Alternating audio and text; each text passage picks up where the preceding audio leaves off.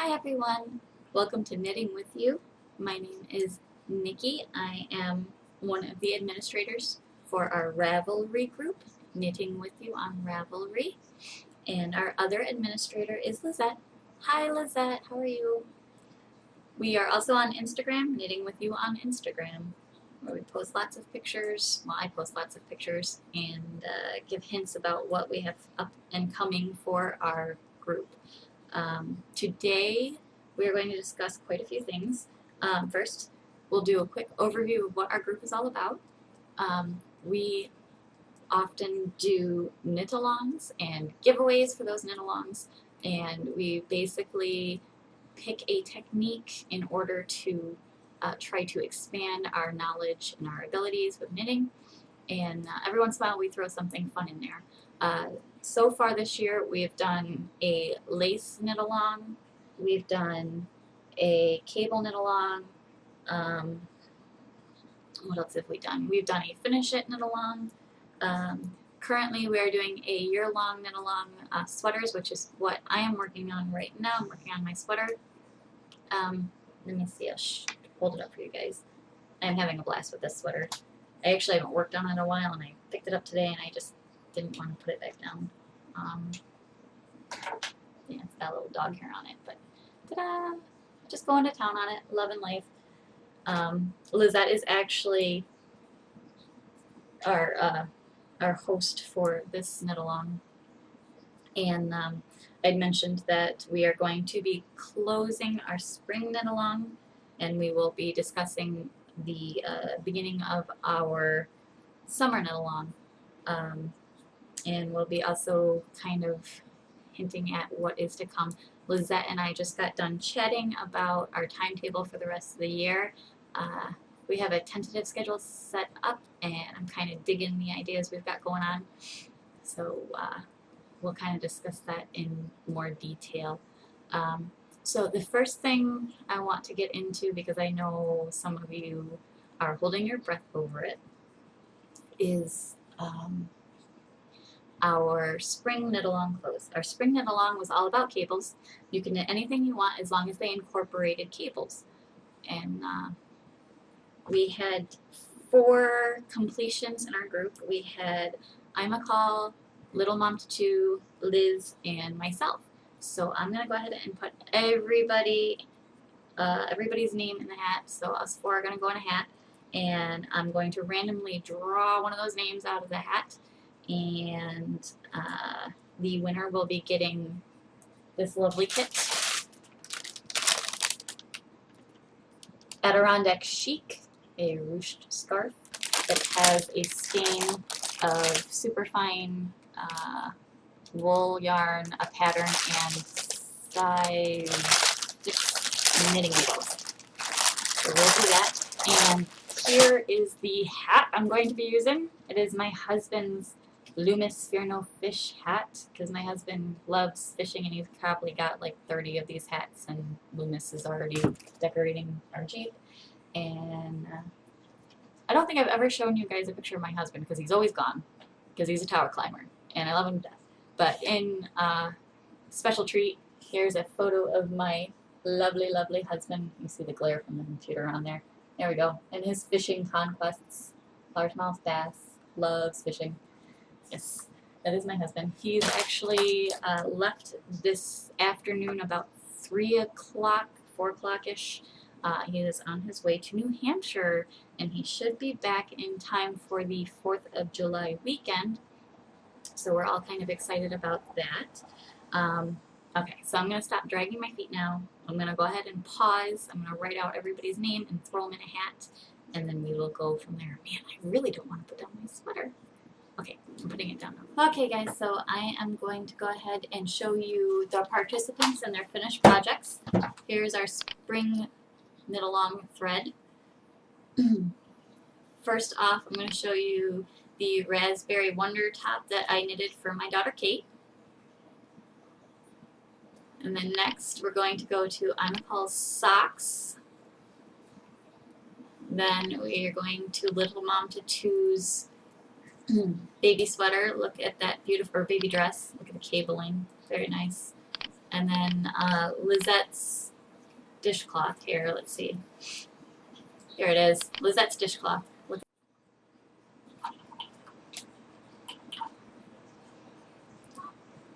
Sorry, I didn't want any feedback from the other mic. Whoops. Okay. So I've got our 4 names here in the hat. Yeah, 4 of them, see? Okay. So we're going to shake them around, and we're going to pick one at random. And the winner is whoever's name is on this paper.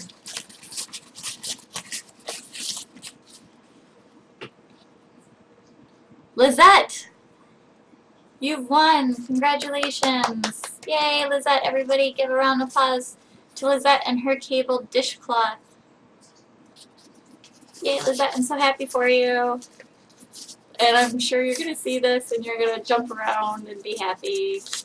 And I can't wait to see how your scarf turns out when you knit it up. Yay! Okay, guys, bear with me. I'm going to move you here so you can kind of get a better idea of what I am doing here. Alright. So, basically, I am purling 12 stitches here. I am setting up a quick demonstration to show you the difference between Fair Isle and mosaic knitting. And essentially, both techniques use 2 colors, and you can make all sorts of nifty little patterns in there in your finished textile. And I think I'm going to turn the camera around. Let's see here. I don't have much wiggle room. I need something to brace this with here. Haha! Victory. No, not so much. I need a longer cord. Maybe I can move it a little bit. There we go. You will see that my desk is a cluster of all sorts of fun things. And the fun things only get better as we go. So, I'm going to go ahead and get my second color. And I've got my first color already started here. Now, this is the front of my work, the right side. And when you Fair Isle knit, you work with both colors at the same time. So if you see, I've got them both tensioned around my hand. And I'm just going to do a quick 2x2 demonstration of how this works. So, there. And I separate the colors with one's over both my index and my middle, and one's just over my index. This is just how I do Fair Isle. You'll find different ways to do it if you ever decide to experiment with it. Some people prefer to hold one color in their left hand, one color in their right hand, and it works out a lot better for them. So for Fair Isle knitting, you're holding both colors at the same time, and you're kind of switching back and forth between the two. So 2 of my contrast color, 2 of my main color. Get a little closer here. 2 of my contrast color, and 2 of my main color, contrast color. Oops. There we go. And you'll see that I'm struggling a little bit, but that's because I have like this awkward camera angle I'm trying to work with. And but usually I go pretty speedy at this because I've had lots of projects that I've utilized this with. And on the back side, we'll go ahead and twist. And you know, I've never actually purled with Fair Isle. I usually always do it in the round, so this ought to be interesting. We'll see how it goes. So I'm going to go ahead and, wow, purl with my contrast color, 2. And then I'm going to go ahead and purl with my main color, and purl with my contrast, and then purl with my main. And you can see this is quite time consuming because you're constantly switching back and forth between yarns, between your colors rather. But when I turn this around, you'll get a pretty cool idea of what we're accomplishing here. Okay, so on the back you see your floats, they're called, where your yarn you carry over while you're using your other color. And then on the front you can see, there we go, how you've got your different colors popping up in the alternate stitches. Now, stranding, or excuse me, not stranding, but the mosaic knitting. Mosaic knitting, you use one color at a time. So we can accomplish the same pattern using mosaic knitting, and essentially we want to start with the color that you're starting your end on.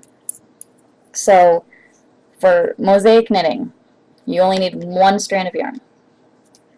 And I tension that, and I'm going to go ahead and knit the first two in my contrast color to repeat this pattern that I've got going on. Pull that tight. Now, usually if I was Fair Isling, I would go ahead and knit these two with my white main color here. But I'm not going to do that. Instead, I'm just going to slip these two stitches. And then I'm going to knit my two white ones again. And then I'm going to slip again. And then I'm going to knit my two white. And then I'm going to slip the last two again. Now, when I turn my project, we're going to do the same thing. We're going to slip the same stitches we just slipped, and we're going to knit the ones that we just did, that we just knitted. So I slip, I slip, I knit two, I slip two, I knit two, I slip two,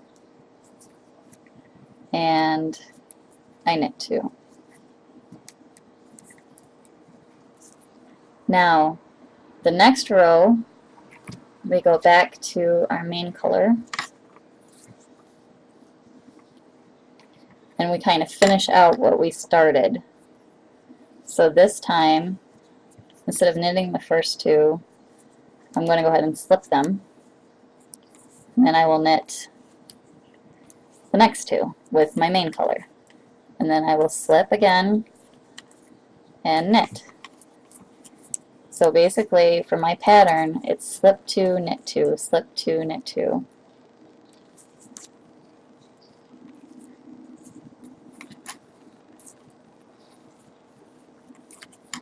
And then on my way back, I'm getting my yarn all tangled up, oh well.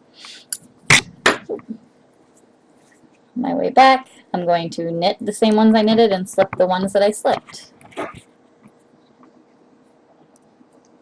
Ah. Okay, here we go. So I'm going to knit my two in my main color, and I'm going to slip two more, knit two more, and slip two more, knit two more, and slip two more. Now, I turn this over, and sorry, I did it kind of tightly, but you'll see that you're getting this zigzag type pattern. So there you have it. There's your mosaic knitting. You just use one color at a time, and you slip the color that you are not working on for your pattern. There are a lot of charts out there. There's some patterns out there as well. I would advise you experiment a little bit with it. Here is a swatch that I had done previously, just playing around with the technique. This is all mosaic knitting. There's no Fair Isle in this whatsoever. So it's pretty cute, don't you think? Yay! So there you have it. There's your basic breakdown of the difference between Fair Isle and slip stitch, or mosaic knitting. Ta-da! Close up. See, you can't even tell. You can't tell. You can't even see your slip stitches when it's all said and done. Beautiful job. Okay, so I'm going to pause now and get my camera rearranged, and I'll show you the quick thread we have started for our summer. So here's the thread we've got started for our summer knit along. And you'll see I have my rules here. Please read them and follow them in order to enroll. And this is the gift we are giving, the award we're giving for completion. And we'll have 2 of them. So I see Lizette's already started. Go, Lizette. God bless you.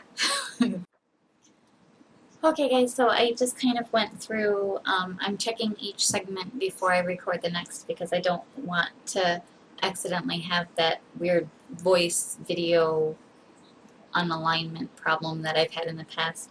And I noticed with the tutorial I just did that on one of the parts when I was purling I kept saying knit, and I'm sorry about that because when I do stocking net stitch I always tend to think of everything as being knitted for some reason, weird mental block thing. And also I forgot to mention that when we're working the mosaic knitting and we're working on the right side is facing us, your yarn always wants to be the back of the work, but when you've got the back or the wrong side facing you, you want the yarn in front of you, so that way your floats or your yarn carryovers or whatever you want to call them will be on the back of your work and they won't be striking across the front of your pattern that you're trying to make. I'm sorry if there are blurry parts in there or if I stumble over my words. I'm not the best person for teaching things, but I'm kind of learning as I go along too. And also I'm still getting used to the new camera. I've only recorded with it once. And I'm kind of in my husband's office. This really isn't my desk, this is his. But I'm using it for right now because I can do the screen captures on this because he's got my laptop off with him at work. Okay, so the next thing I wanted to talk about is our Inspired by Craft Along that we've been talking about, Liz and I have been talking about. I might have mentioned it in the previous episode, I think I did. But we kind of agreed that we're going to do an option where you can use any kind of medium of crafting that you desire. So if you're a woodworker or you're an embroiderer or you do macrame or whatever, you can craft a project for our Inspired by Craft Along. I haven't started the thread for that yet. I'm still kind of getting an idea of how I want the rules to go.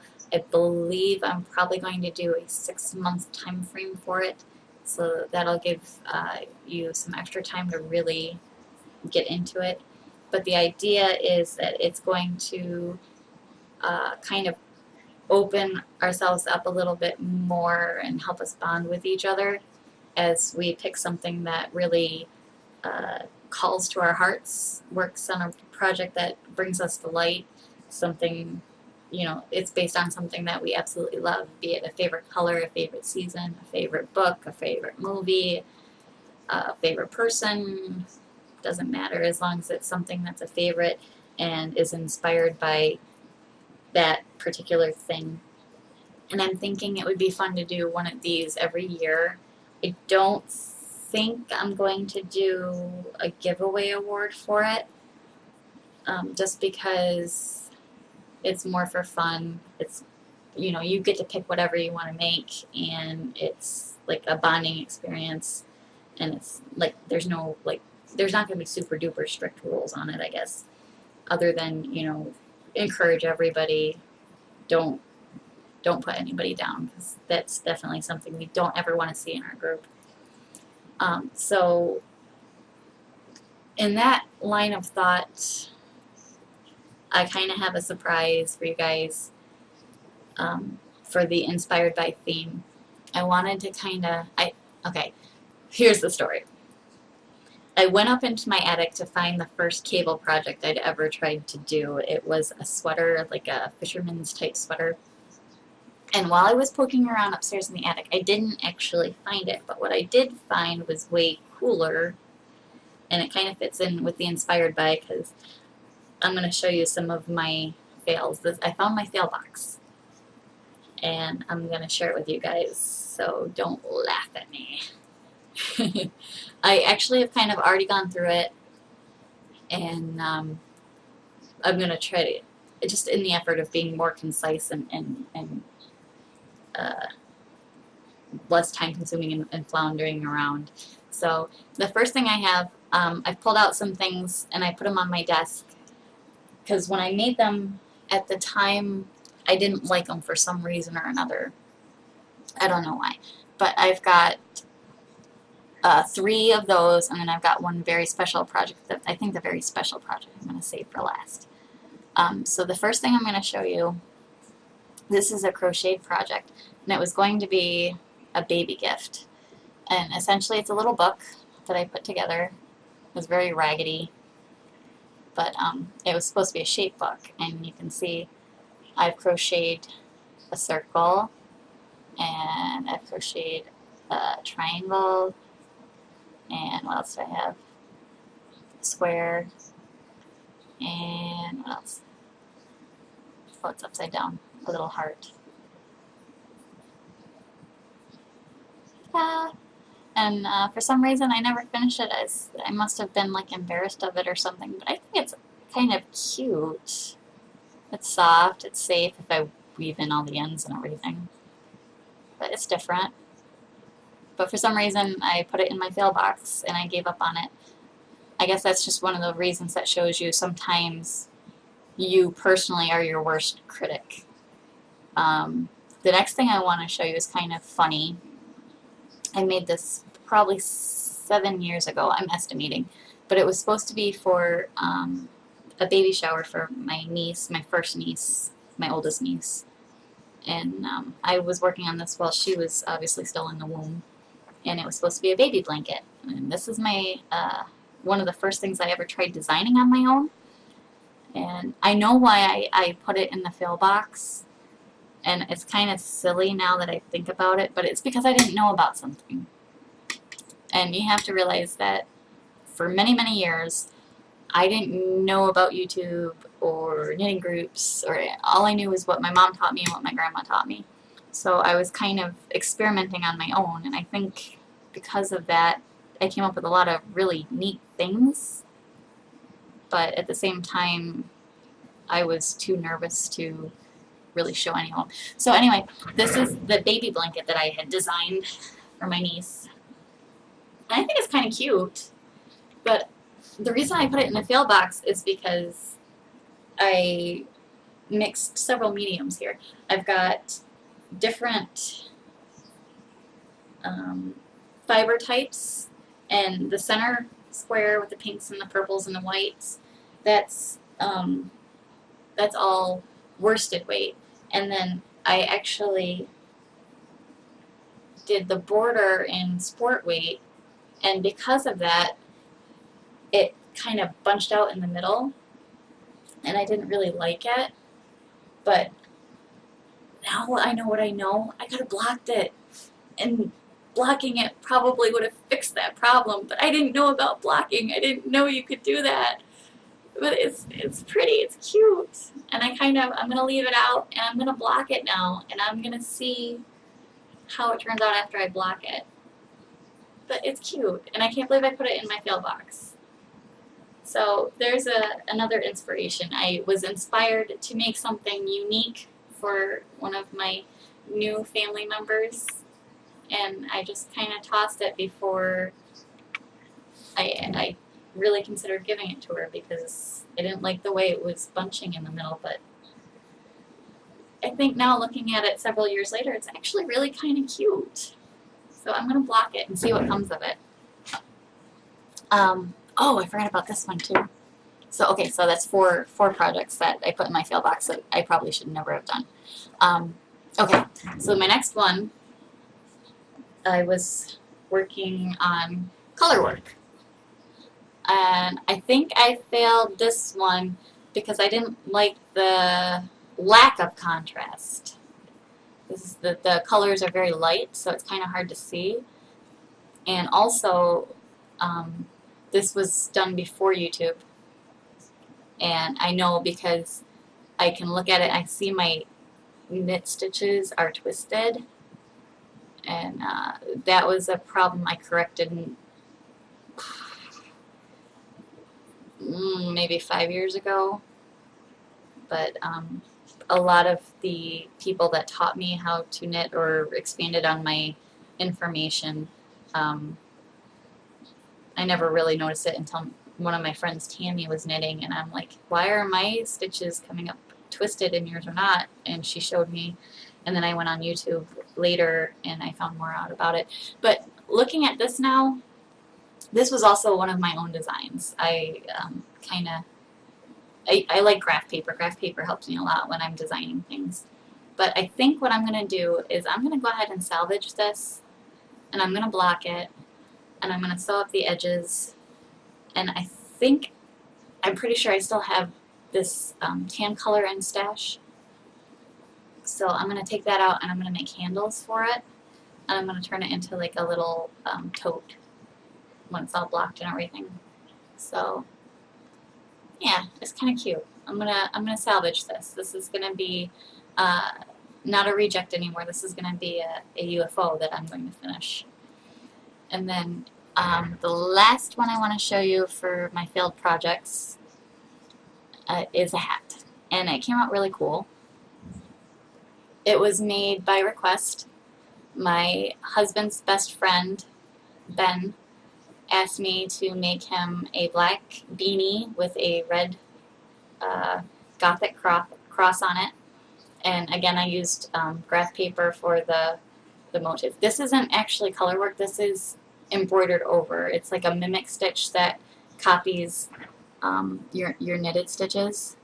And if I fold it inside out, you can see. You can see it's I sewed it, so you have like the floats going through from where I pulled my needle out and went to a different spot.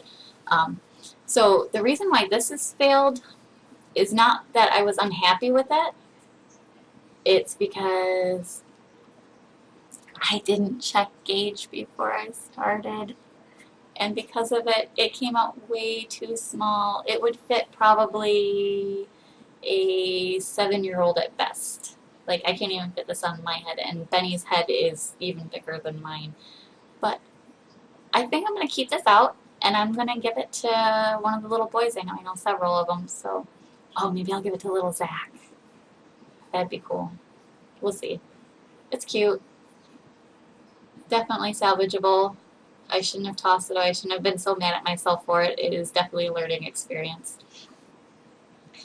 And then, I have lots and lots of other things in here. All sorts of projects. Show you some, just go through it real quick. This was a spa set that I did, but my gauge was way too loose, and when I got done with it, I didn't like it, and I wasn't going to gift it to the person I was going to because it's just way too loose. This is supposed to be a washcloth, but it's just, the gauge is too loose for it. Another thing I was trying to do some motif knitting. Here's me testing out a new stitch pattern. That's kind of pretty. Experimenting using 2 different yarns at the same time. This is like a fun fur mixed with an acrylic. I wanted to see what the effect would be because I was kind of trying to design a little girl sweater, but I didn't like it. So I put it in the fail pile. this is the first non-acrylic yarn I ever used, so I saved that. Oh, here's a fail.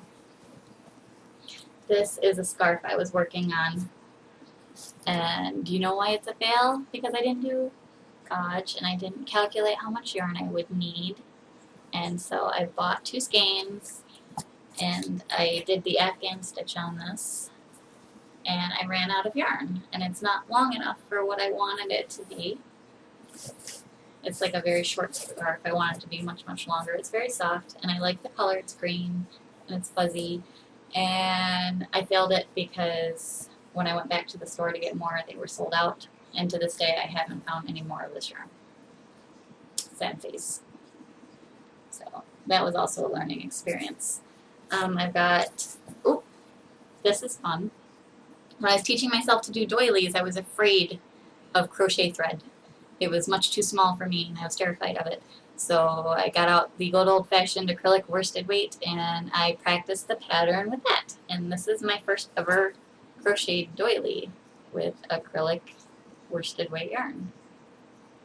Made out of scraps, which is why it's two-toned, but came out pretty cool. So yeah, there's all sorts of goodies in here. Oh, my first attempt at motif. And the only reason I trashed this project, it was supposed to be a really big blanket. There we go. I trashed this because I just got really tired of it really fast. So I learned that that is not the kind of thing that I ever want to get into. But maybe it changes since then. I've got lots of different swatches in here and things of that nature. But that was enlightening to go through.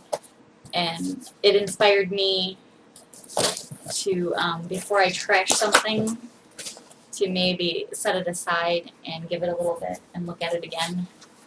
Because, I mean, really, why would I throw this away? This came out really nice. I mean, the stitches look even. The pattern's nice. Yes, it's kind of hard to see, but in the right light, it's really pretty. And I think it'd make a really cute tote. You know, and then I've got my little hat that I should never have tossed. I could definitely have given it to a little boy somewhere.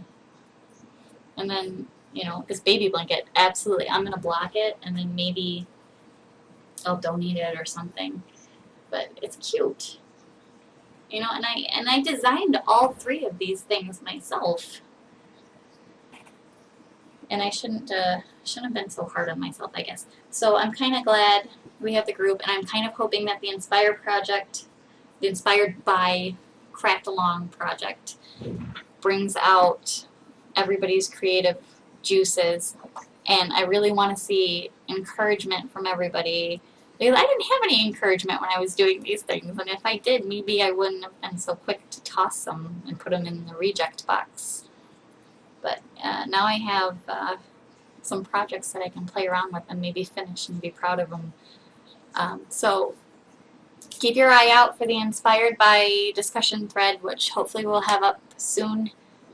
And check out the Summer Knit Along Mosaic Knitting. There are lots of YouTube tutorials for that, so if what I did confused you in any way, definitely YouTube it. I'm sure you'll find one that clears it up for you. And thank you, Sandra22, for donating those beautiful bags. I'm excited about them. Lizette's excited about them. I'm sure other members in the group are going to raise an eyebrow when they see them. And then finally, congratulations, Lizette, on your win. You definitely earned it. I know you frogged that poor dishcloth, 3 times before you finally got it to how you wanted it. And it came out absolutely beautiful, so congratulations. And with that being said, have a wonderful week, everybody, and happy knitting!